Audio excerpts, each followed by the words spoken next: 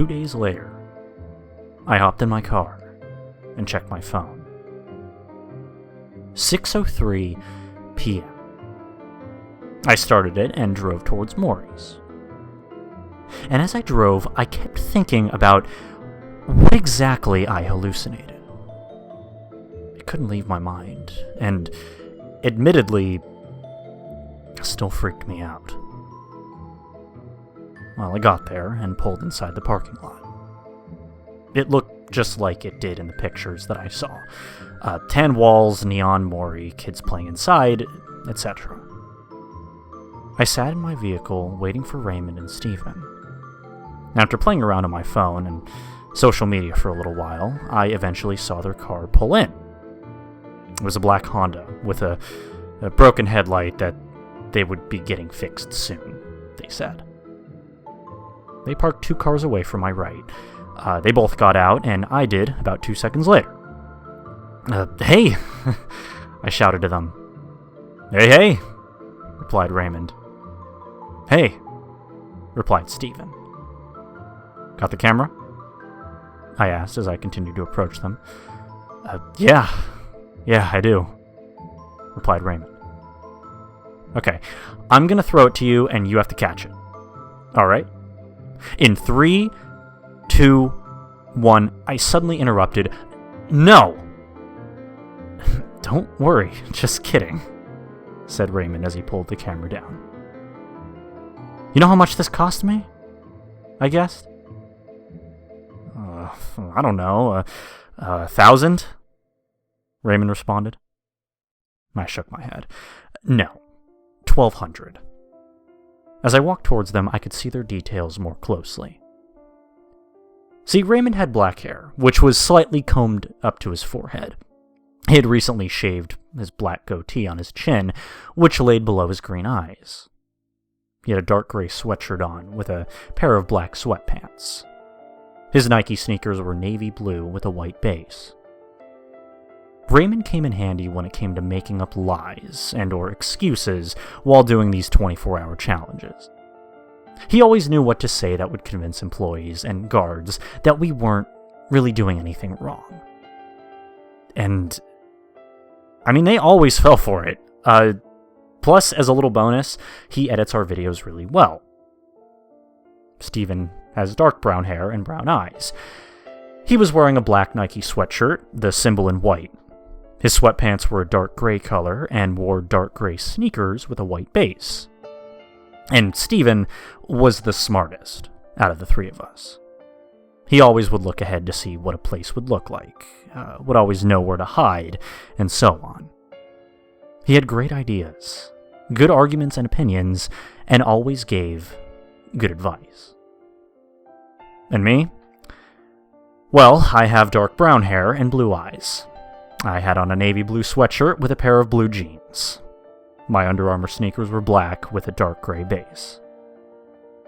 Raymond and Daniel always said that I was the best cameraman. From what they say, I get good shots of the things we do. They both tell me I give the best commentary, and that I don't have too many moments where I don't know what to say into the camera. Which, that I know is true. Raymond handed me the silver-painted camera. I flipped it open and pressed record. Hey guys! Welcome back to another video. Nick from TryTrends here, and today I got Raymond and Steven with me. Raymond and Steven both say hey and words like that to the camera. I continue to speak. And today, we will be visiting a restaurant called Maury's Burrito Burrow. It's like some kids' restaurant with animatronics. Kind of creepy looking. Not really, whatever. But we still need to figure out an excuse for why we, adults, are alone at a kids' restaurant. I suddenly stopped recording, realizing this. I asked, so what should we tell them? I could both see them thinking. I made a sort of go-on hand motion to trigger more thoughts in them. Raymond finally perked up. I know. Let's pretend we're tourists from somewhere else, and we're just trying the food here to see what it's like. Steven and I agreed. As I ready to record again, Steven said, I hope nobody steals that excuse. I hit record again. So guys, Raymond just got a really good idea, alright? So tell everyone what we have in mind. I handed the camera to him. Well, we're going to be trying to pretend that we are tourists from another country, and tell them that we are here to try the food. Yeah, that should work. Stephen piped up in the background. I stopped the recording and started recording again 1 second later. So yeah, we're about to walk into the building and figure out a game plan, because we intend to stay overnight. I stopped recording for a second and then began to record again. So guys, we're walking in right now, and we're going to put the camera down so that they don't get suspicious or anything. They may sense some stuff. I said into the camera. I then put it down and stopped recording. And as I began to push on the handle on the door that led to the main place, I froze. I looked down at the ground. The hallucination from before struck me. So much, in fact, that it was more chilling than right after it when it actually had happened. I sighed. This is it. I thought to myself, this is that time. Hey, you okay? Asked Stephen. Removing myself from the trance, I replied, yeah, dude, I'm fine. Just, the doors are kind of heavy, in my opinion. Stephen was smart. He knew something was up. Really? Could I push it in and see?